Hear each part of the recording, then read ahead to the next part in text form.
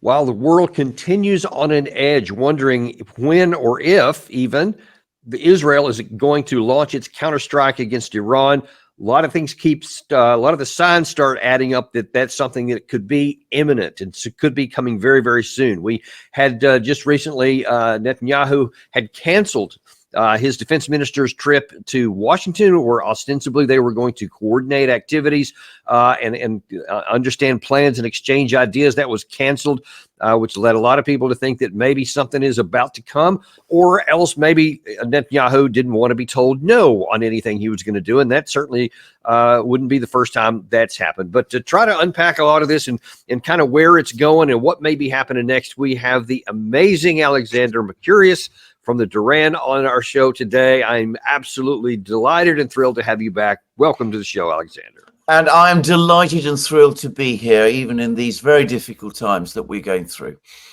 It's always good to be able to talk to somebody who's got a rational idea and can look at things for the way they are, and can talk about the good and the bad as they exist. And that's one of the reasons we value your insight so much. So glad to have you here.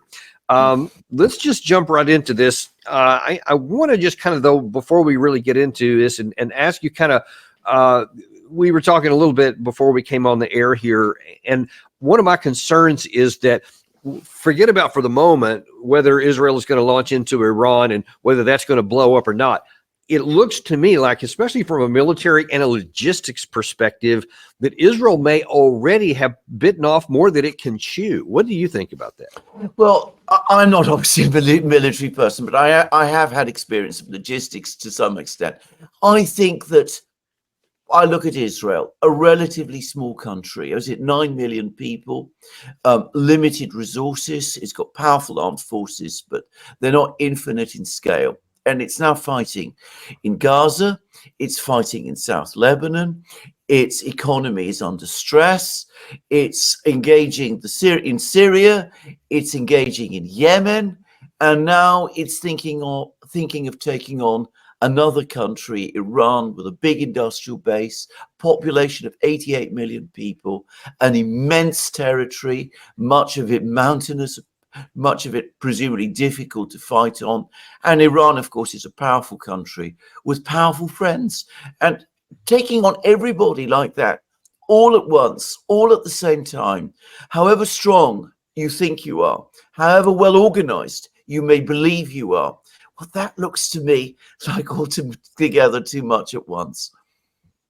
And it's really interesting to me. There has to have been some sort of fundamental change in the Israeli Defense Forces and in the way that they think about war. Because you look back at the 1967 war, 6 days. The 1973 war, I think it was 19 days. Even the 2006 Second Lebanese War, 34 days. They were in, they were out, they had attainable objectives, and then they moved on out of there. And now then here you have 365 days and counting in the Hamas war, in the Gaza Strip, and basically just kind of reset and started all over from the northern part of the Gaza Strip, and they're moving more to the south. They're continuing to have these skirmishes going on in the West Bank, and there's no end to any of them. You mentioned the strikes into Yemen against the Houthis.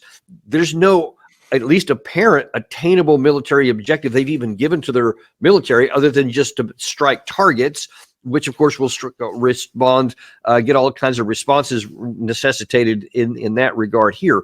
I just don't know what the thinking is at the strategic level to now you're at a year with an open-ended war that still festers, as you started in something that, as you pointed out, is much, much more difficult and large in southern Lebanon, and they've got targets that go up almost into the middle of Lebanon. So I just don't understand what their thinking is, and wonder if you have any thoughts on that. Well, I think you're absolutely right. I mean, the one thing you would expect Israel, a relatively small country, to want to avoid at all costs is a protracted attrition war. And that seems to be what Israel is choosing to fight. It's choosing to fight. It's fought it in Gaza. It's now trying to fight it in South Lebanon against Hezbollah. Hezbollah, of course, is just one of many different actors in the Middle East that are all allied to each other. And it's taking all of these people. And again, you're quite right. What is the objective? What is the plan?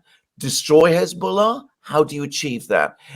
Israel, of course, has fought before in Lebanon. We both, I'm sure, remember the 1982 war and what followed. That didn't end very well. We've had other conflicts in Lebanon as well in 2006. One would have thought this is ground which Israel knows well enough to steer clear of.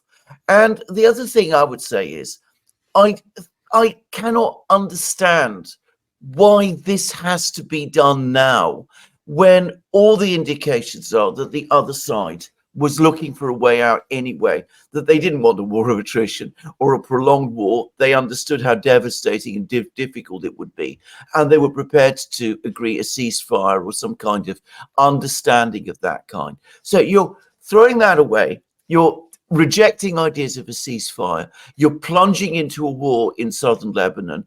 You've got a war ongoing in Gaza. You're fighting in the West Bank. You're fighting with the Houthis. You're bombing Syria. And on top of that, on top of everything else, you now apparently want to launch some kind of strike against Iran. And quite right, what is the objective? What is the ultimate plan? What do you expect to do? Well, now, one of the things it appears to me, I want to stick with the Hezbollah part for a moment. We're definitely going to hit the Iranian possibilities here in a second. But Netanyahu said something a couple of days ago, and it just strikes me as a bit odd when you're getting into what you want to obtain, because it seems like from the clip I'm about to show you that maybe he's just wanting the Lebanese to just say, you know what, we're going to quit. And we're all en masse going to turn against Hezbollah and, I don't know, hand them over to you. Here's what he said. You deserve to restore Lebanon to its days of tranquility. You deserve a Lebanon that is different. One country, one flag, one people. Don't let these terrorists destroy your future any more than they've already done. Stand up and take your country back. You have an opportunity that hasn't existed in decades.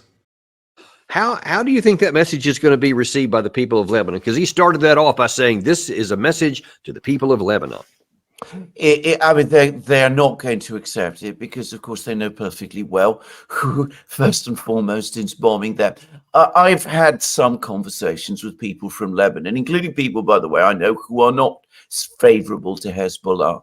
And all I will say is my impression is that resistance is stiffening, as it always does when there is an attack of this kind. But beyond that, listening to Netanyahu, it reminds me so much of Menachem Begin talking in 1982 during the war that took place then. He was saying exactly the same things. I mean, I can actually remember it. I mean, people like Begin, I think Sharon was then the defense minister. We're going to defeat the terrorists in Lebanon. The people in Lebanon, we're going to regain their country. There'll be freedom in Lebanon, peace in Lebanon. And the result was, they tried to install a new government in Beirut, led by a man called Bashir Gemayel. He lasted just a few days before he was assassinated. The war then resumed. Israel found itself trapped in a prolonged insurgency war in southern Lebanon, exactly the places that we see now. And it turned out that the Lebanese people, or at least a significant, a critical mass of Lebanese people, did not welcome this liberation, if you like, that the Israelis said that they were offering them, and instead fought against it. Why assume it's going to be any different this time? And I'm wondering, I mean, is there any substance to that? Is there any reason why that you can divine that Netanyahu would think that somehow this is going to be different? Then that message may actually have some effect. Because if it doesn't, then you wonder what was the purpose of it? Well, I think you again put your finger on it, because I think that is the assumption. I think the assumption behind this operation is that Hezbollah is extremely unpopular in Lebanon. Hezbollah itself is a weak and fragmented organization, that it's going to collapse under the blows that are being dealt upon it, and that the Lebanese people are going to rise up against it and are going to support the Israelis. Now, these are assumptions. I don't know what intelligence Netanyahu is receiving which supports those assumptions. I don't think they're correct assumptions at all. I think that Hezbollah has already absorbed very strong blows and they're still fighting. So it doesn't look as if they're going to collapse. And as for an uprising on the part of the Lebanese, again, I don't get the sense of that. In 1982, Lebanon had just come out of a civil war. Lebanon had been a party in that civil war. One could understand why, there were divisions that the Israelis could exploit from that civil war.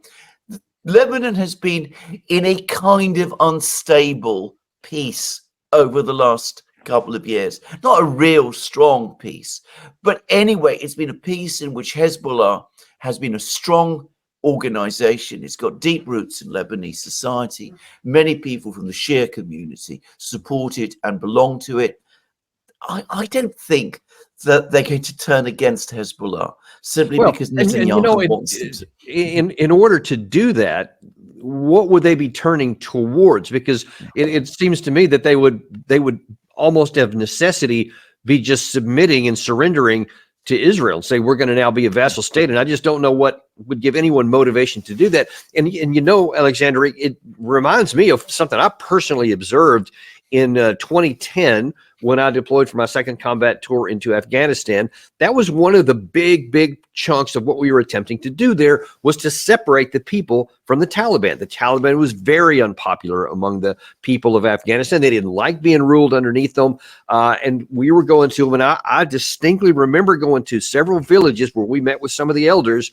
And we said, look, man, y'all just turn with us. And I mean, your future lies with us and with this new government of yours. And, just tell us where these guys are and we can go after them. And I'll never forget this particular sheik he just looked really nervous, like he was always looking around, like wondering if anybody's watching. I said, nope, there's no Taliban here. There's not any. They're never here at all. So don't even need to worry about it. And then as we're talking, we had some security details that were kind of going around the perimeter of the village, and they brought a Taliban guy in there that they had captured who was trying to get intelligence on us, et cetera. And it just underscored that they were more afraid of us than they were of the Taliban, who was at least of their kinsman type and at least of their nationality. So I think that when you see Benjamin Netanyahu, the idea that they're going to listen to him and turn against people of their country just seems absurd to the extreme. Well, I think you're absolutely right. And I think they should listen to your advice and draw on your experience and draw on the experience of the many Israeli officers and soldiers who have fought in Lebanon, who I'm sure have had exactly the same experience. I've never seen a war change a society in the way that people want it to from the outside. If Lebanon is going to change, if there's going to be a change on the part of the Lebanese against Hezbollah, then absolutely they will do it themselves. They will not want the Israelis coming in and doing it for them, and certainly not in this way when they're killing hundreds, thousands of Lebanese civilians. I mean, it just doesn't make any sort of sense. It just convinces. And again, I'm talking, it's anecdotal, but Lebanese people I have spoken to, and there's a lot of people like Lebanese people here in London, they all say the same thing. Whatever our views about Hezbollah, we feel that it is Israel which is attacking us. Yeah.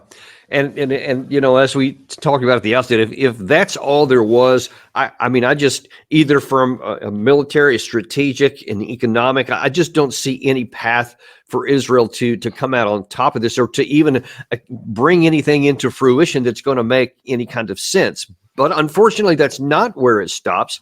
And now then we have Yoav Gallant, who came out earlier to say, hey, we are going to strike Iran. Not that we're thinking about it, but we're going to. And here's how he described what it's going to look like. You saw the strikes that Iran launched against us a short time ago. Those strikes were aggressive, but they failed because they weren't accurate. Just as we have been doing until now in the war on all other fronts, whoever attacks us will be hurt and will pay a price. Our attack will be deadly, precise, and above all, surprising. They will not understand what happened or how it happened. They will see the results. Okay, so I want to ask your thoughts on two aspects of that. On the first one, he says that the Israeli strikes, that the Iranian strikes in the 190 or 80 missiles that were landed were ineffective, and they were missed their targets. Do you buy that? Well, I have to base this on what others are saying because, I don't have the intelligence, but there's a huge article today in the Daily Telegraph, and it draws on people from Israel. It looks at all the various satellite data.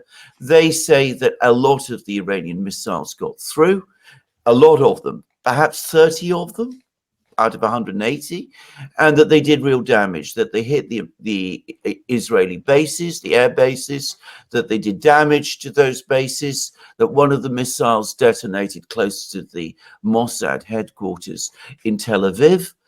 And the article goes on to say, and it's in the Daily Telegraph, that, well, you got it up there, the next strike could be devastating. In other words, even at this point, when they launched this particular last strike, the Iranians, who again clearly do not want to be in a long-term war with Israel, were to some extent pulling their punches. So I think that it looks a bit complacent to say that this was a strike that wasn't accurate and it didn't achieve its purpose. There seem to be people who've looked at this and have studied things carefully, who are coming to exactly the opposite conclusion. Well, yeah, and we had MIT professor Ted Postel on our show, who did an analysis, a detailed analysis of exactly the same thing, came to the same conclusion that the next one could be much worse. You've had the Minister of Defense of Iran saying that the next one would be much worse and would go after different targets than they did the first time. But that doesn't seem to have deterred Iran or Israel any. And then that leads me to the second part of the question I wanted to ask you from what Gallant said there. And that is, what do you think these powerful and lethal and surprising strikes are going to result in? Now, it's one thing to launch into a ground invasion of Lebanon, which is a very poor country, has no air force, air defense, virtually anything. And it's going to be a tough slog to try to unseat them. They assassinated Nasrallah, so they've taken out the leader. They've taken out a couple of others since then, too. So they keep on going after that. But the animal itself, the existence of Hamas, the resistance, is going to continue on. But you go now into a state that has, as you said at the outset of this show here, an industrial capacity. It does have a lot of weapons that it can use. What do they think is coming next? Well, I don't know what they think is coming next. Again, I can't help but think that there's the same assumption underpinning this, that the regime in Iran is unpopular, that people dislike it, that if you hit it hard enough, it will collapse like a house of cards, something of that sort. I don't think that is true at all. Again, if you're talking about Iranian society, I think that the government there is indeed controversial. A lot of people do not like it. But ultimately, like happens with every country, if the country is attacked, they will unify. And if that assumption that the Israelis are making, which is the only one that can explain what it looks like they're going to do, if that assumption is wrong, then they're going to be in a war of attrition with a much bigger country, far bigger country than Lebanon, with an industrial capacity, with military that can strike anywhere it seems across Israel itself and the Middle East, and which has powerful regional connections. It's got friends across the Middle East, and it's now, of course, a BRICS state. It's a member of the BRICS. It's got a connection with Russia. The Russian prime minister was recently in Iran. The president of Russia is meeting the Iranian president in a few days. All of this is going on. You would not want, I would have thought, when you've got all of these other problems, all these other wars that you're fighting, to widen the war and take on this apparently very powerful country and find yourself potentially in a long war of attrition against it, because that, it seems to me, is the risk. That's certainly what it looks to me like. but it doesn't seem that any of these things are dawning on any of the Western supporters either. One of the things I would have at least theoretically imagined is that, well, you know what? We are not, United States being, are not in this fight directly, and we don't have the emotional connection you do. So we're going to try to breathe a little bit of cold water on some of this stuff to bring rational thought back into this until you cool the jets here. And if you want to do something that's like, that's going to get you into a war you can't win, you're going to do it with your own stuff, because we're not going to aid and abet it. That's what I would think, if we really cared about Israel, we would be doing to help them avoid making a tremendous strategic error. But as your Boris Johnson said, I think it was today earlier, he was saying, listen, forget about all that stuff. If Israel wants to do it, let's go. Watch this. I think that UK, US, and Israel are all allies and friends, and we're all democracies. And that's the difference between us and Hamas, Hezbollah, and the regime in Tehran. And whatever people say about Israel, whatever people say about the tragedy that's been unfolding in Gaza or in Lebanon, the heart bleeds for the people there. But in the end, Israel is trying to deal with people who want to wipe them off the map, wipe the Jewish state, wipe the Jewish people off the map. And that's very, very hard to deal with. And I think the lesson of the last few years is that the democracies of the world, the freedom-loving countries, need to come together and stand up for our values. And that means we can't let Israel be destroyed in that way. We have to stand with Israel. Okay, now I'm really troubled by the language that he uses there when he's talking about the Western values, and just sort of minimizes, okay, sure, it's bad about the Palestinian people who are dying, but whatever. Anyway, the bigger issue, and then going on to something, talking about how these extremely poor entities, all of which we're talking about, whether it's the Houthis, Hezbollah, Hamas, etc., they're all non-state actors. All of them, non-state actors with limited capacity. Hezbollah has the most, but even that is very, very limited. And he's talking about how they want to wipe Israel off the map as though that were a legitimate possibility, as opposed to Israel that does have and is literally trying to wipe these people off the map, so to speak. How does that strike you? Well, I absolutely agree. I mean, I think that the idea that any of these entities could pose that kind of threat to Israel, that they could seriously wipe Israel off the map. By the way, I mean, the idea that Iran has that capability also. I mean, it seems to me utterly far-fetched. I mean, the Iranian Islamic Republic has been in existence for 45 years. It's never shown any possible ability to wipe out Israel, or any desire to, actually. I mean, they may talk from time to time in that way, but I mean, at the moment, they have got some kind of an economic upswing underway. They're sorting themselves out with the BRICS. They're doing all kinds of things.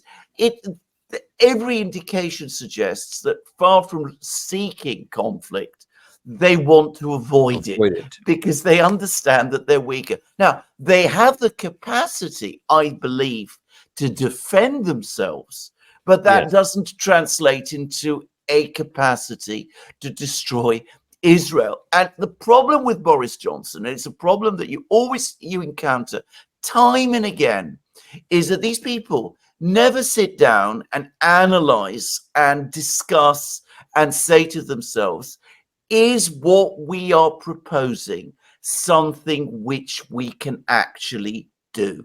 What is our plan? What is our strategy? How are we going to achieve it? What if all our assumptions turn out to be wrong? Simply saying Israel is a democracy and we must support it, it's not a strategy. It's a pose. It's a cliche at the end. And you don't make war on the back of cliches.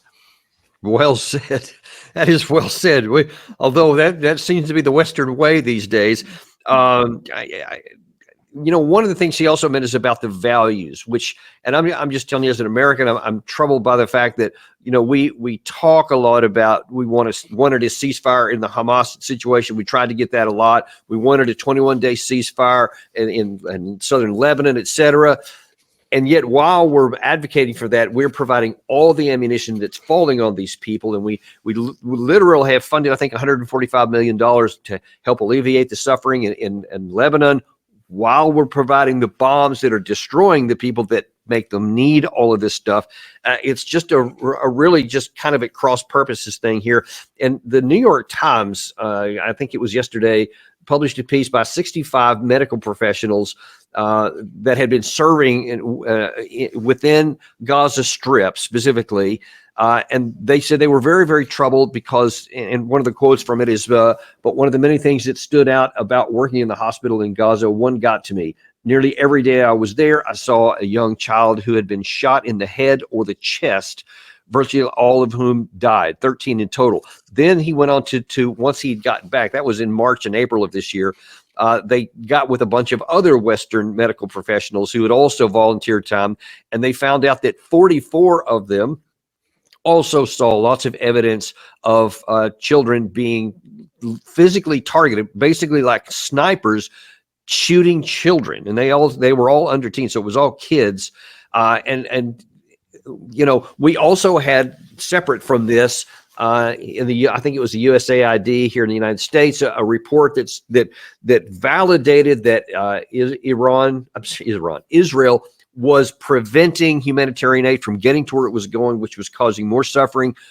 Our Secretary of State was briefed on it, ignored it, put it aside, and continued on talking stuff like Boris Johnson did. When you hear that, and obviously that gets around the world, and you're talking the New York Times, not some fringe anything. Yeah.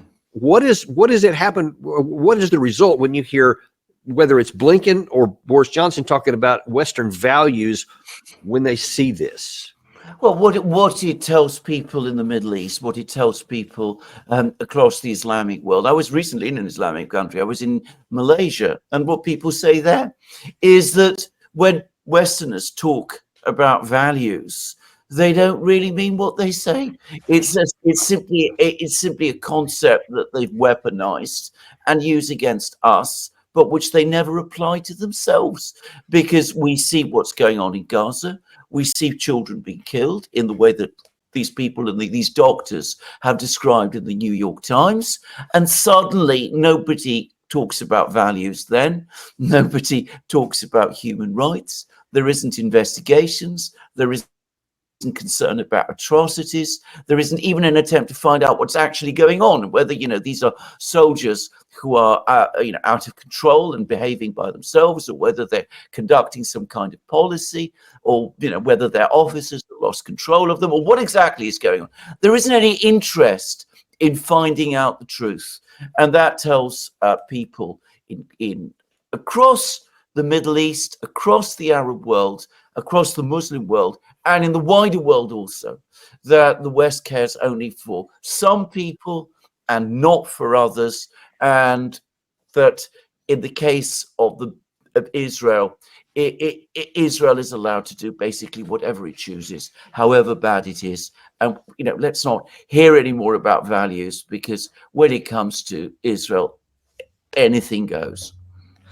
That's hard to argue with that, and one imagines that probably a lot of those comments are whether it's Johnson or Matt Miller and our State Department and John Kirby. They make these kind of comments all the time. I think that's for a domestic audience, to make us feel better, like we're actually standing up for these things, and just don't look over here behind this curtain about what's going on. And I'll tell you, Alexander, I think that's going to come back to haunt us one day. I think it's much more serious than what it looks like here.